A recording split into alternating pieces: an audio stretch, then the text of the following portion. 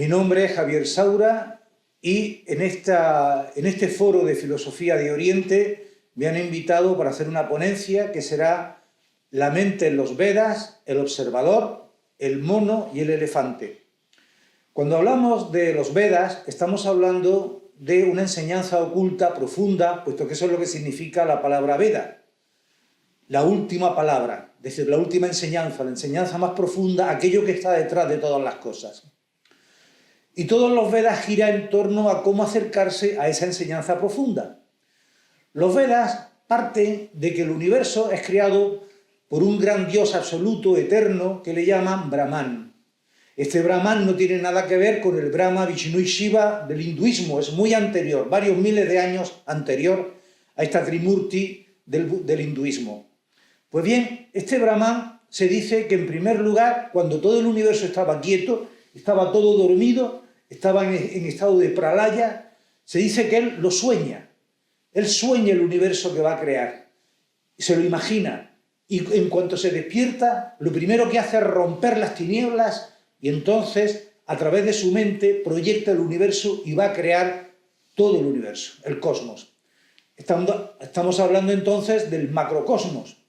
Y veremos que el hombre, como microcosmos, forma parte de él con una característica, y es que ya no es el ser absoluto, sino que nuestro espíritu, nuestra alma inmortal, está atrapada dentro de la materia, y eso va a tener su gran importancia. Bien, pero ya nos encontramos que con la creación del universo ya aparecen algunas de las ideas de la charla de hoy. ¿Por qué? Porque en primer lugar hablamos de la mente y vemos que la mente no es Dios, que la mente es una herramienta de Dios. Es decir, es una herramienta de Brahman, con lo cual Brahman es el observador, aquel que está detrás de todas las cosas. Pero fijémonos que antes de crear el universo, ¿qué es lo que hace? Lo sueña, lo imagina, lo visualiza y a continuación, con su voluntad, rasga las tinieblas. Ese hecho de rasgar las tinieblas es muy importante porque significa la acción puesta en marcha, la voluntad puesta en marcha. Fijémonos que para nosotros también debería de ser eso un ejemplo. Es decir, que antes de hacer cualquier cosa nos la deberíamos primero de imaginar. Luego poner en marcha nuestra voluntad de tomar una decisión y entonces utilizar la mente para ver la mejor manera de cómo conseguirlo y pasar a la acción. Desde el punto de vista filosófico vemos que es un paso de la potencia al acto, de lo que puede ser a lo que es. Bien, pero eso es en el macrocosmos. ¿Y en el microcosmos del hombre? En los Vedas se representa al hombre, al ser humano, como un viajero que va en un carro. Tenemos el viajero, el carro, hay un cochero que lleva las riendas de los caballos y los caballos van por los caminos. El carro, nuestro cuerpo. El viajero, nuestra alma inmortal, nuestro ser superior, lo eterno que hay en nosotros, lo divino que hay en nosotros. Así lo dicen los Vedas. El cochero, la intuición, y esto es importante, lo que en Oriente le llamarán buddhi, la intuición, aquello que me permite intuir la unidad en las cosas, aquello que me permite percibir de una manera no racional que hay algo trascendente. Y eso es fundamental porque cuando lo empezamos a tener es cuando va a cambiar nuestro foco de conciencia. Tenemos las riendas, que son la mente, y fijémonos que las riendas pueden ir llevadas por el cochero o pueden ir flácidas, pueden ir sin que el cochero actúe y entonces ¿qué pasa? Los caballos, que son las emociones, van a ir por los caminos que son los de las sensaciones, del mundo de las sensaciones, que son infinitos. Por eso a ese mundo de sensaciones le llaman en los Vedas Maya, la ilusión, el mundo ilusorio, cuya principal fuerza es la riqueza. Es tan rico Maya que podemos comernos todos los pasteles del mundo y aún habrá más pasteles que comer. Pues bien, ahí nos encontramos ya que tenemos la figura del ser humano. Pero ahora vamos a meternos con el tema de la mente. Dicen los Vedas que dentro de nosotros hay dos Brahmas. Habría entonces un Brahma inmortal, que es la chispa divina en nosotros, pero también hay otro Brahma que es el Brahma mortal. Y dice que los dos provienen de Brahman.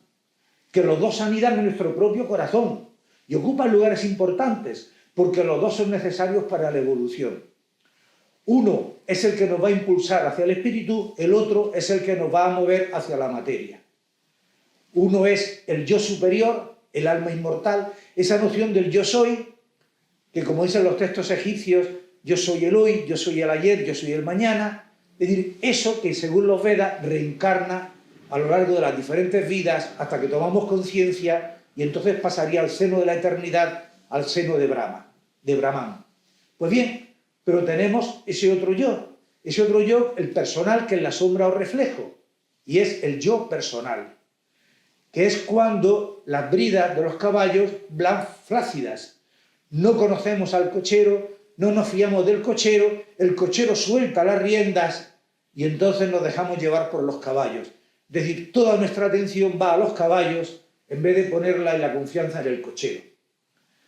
¿Qué ocurre? Que este yo personal, que es importante, porque también nos dicen los Vedas que los mismos elementos que nos van a llevar a quedarnos atados y atrapados en el deseo y a buscar los placeres, son las mismas fuerzas, los mismos elementos que nos van a permitir alcanzar la liberación. Solo falta hacer un cambio de polaridad, porque también, como señalan los Vedas, cada uno de estos dos Brahmas producen efectos en su propio plano. Y esta es la idea central que tenemos que tener en cuenta. Producen resultados en su propio plano de existencia. Si yo pongo mi atención en los caballos, en los deseos, entonces, ¿qué ocurre? Obtengo resultados de deseos. Si me pongo la conciencia en planos más elevados, obtendré resultados más elevados. Dicho con otras palabras, solo podemos alcanzar lo eterno si tenemos pensamientos en relación con lo eterno. Porque no debemos olvidar que lo semejante atrae a lo semejante. A partir de ahí nos encontramos que la palabra clave del tema del yo personal es la confusión. Porque cuando nos dejamos atrapar por los deseos, los caballos van de un sitio para otro y ahí tenemos al mono. Y entonces el mono es la confusión. Porque el mono es como esa mente apegada a las cosas, que salta de una rama a otra, que va buscando los frutos, sí, pero ahora está comiendo un fruto, ¿y qué pasa? Que de pronto ve un pájaro y se distrae, y ahora ve una rama que se mueve y se distrae, y ve un fruto mejor, deja lo que tiene y salta. Sube, baja, es inconstante. Y por eso nos vamos a encontrar que el mono se refiere a nuestro yo personal. ¿Cuáles son los consejos que nos dan dentro de los Vedas? Lo primero de todo es darnos cuenta.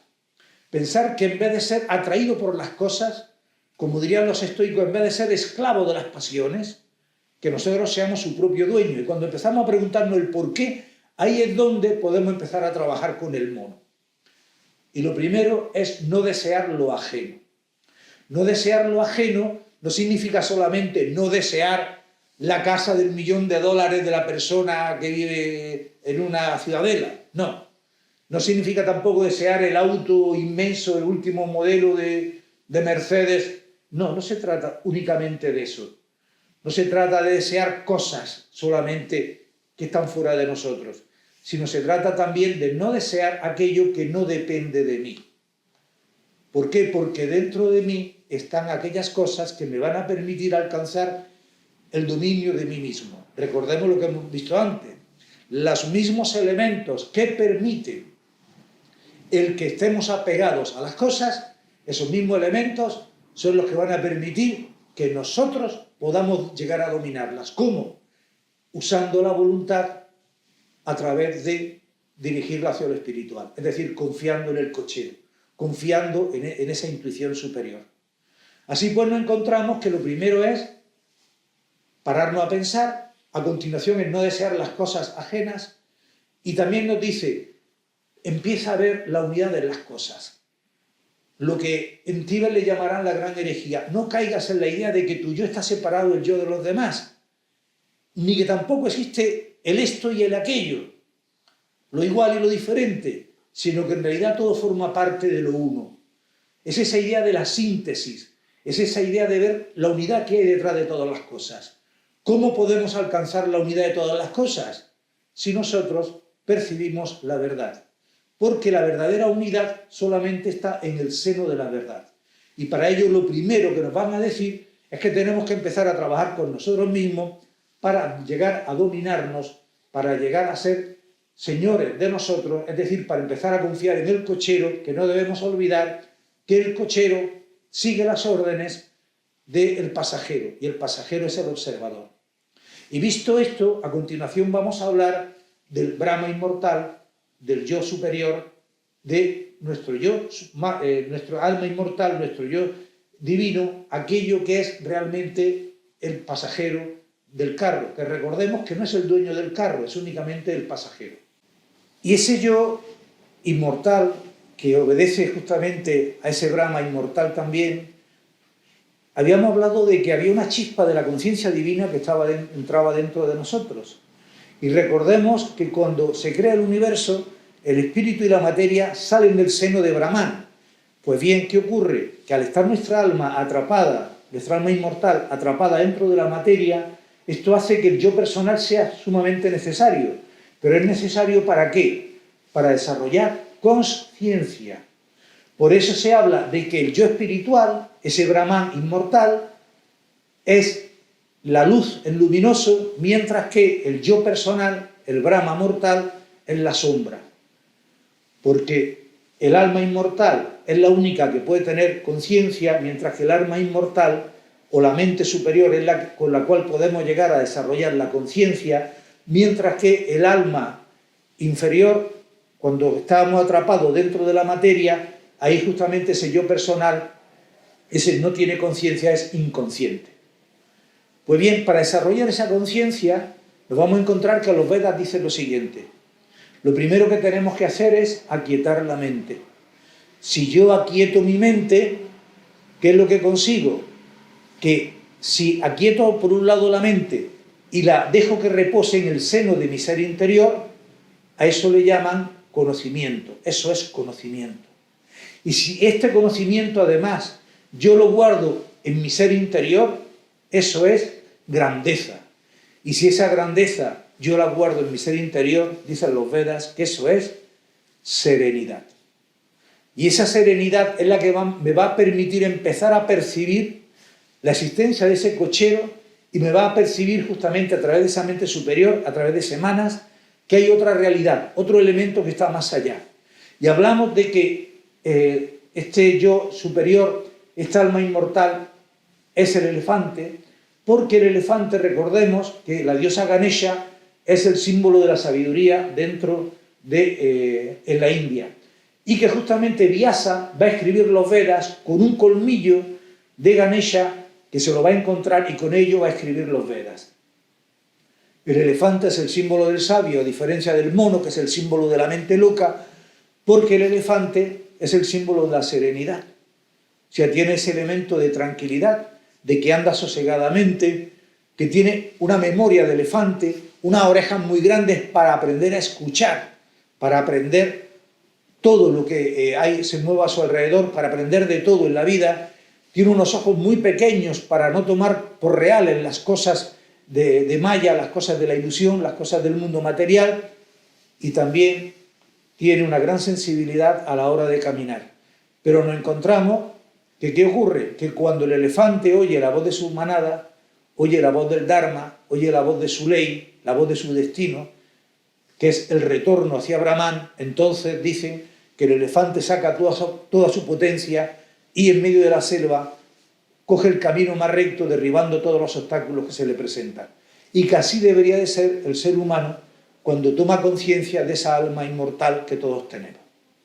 Pues muy bien, nos encontramos también que dentro del tema de nuestra alma inmortal nos van a decir que una de las cosas que nos va a permitir trabajar con la mente superior, que recordemos que la mente superior es lo que me va a permitir llegar a la intuición, puesto que la intuición es justamente lo que me va a poner en contacto con el ser íntimo que soy, con el Dios divino que hay en mí, con el Brahman inmortal en su autenticidad.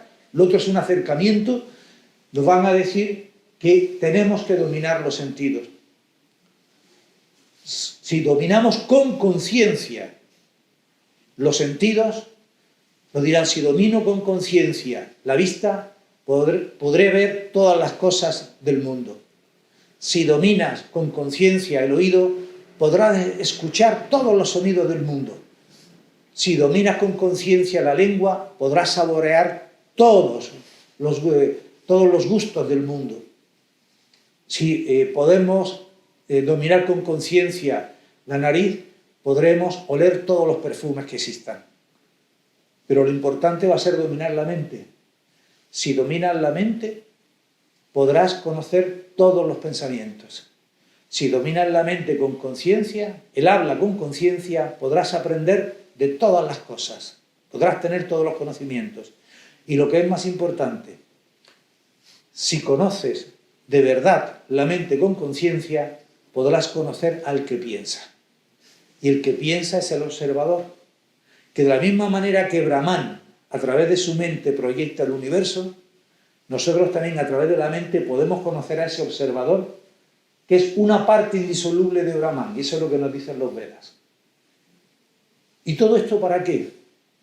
Porque lo que se trata en definitiva es que cambiemos el enfoque que tenemos ante la vida.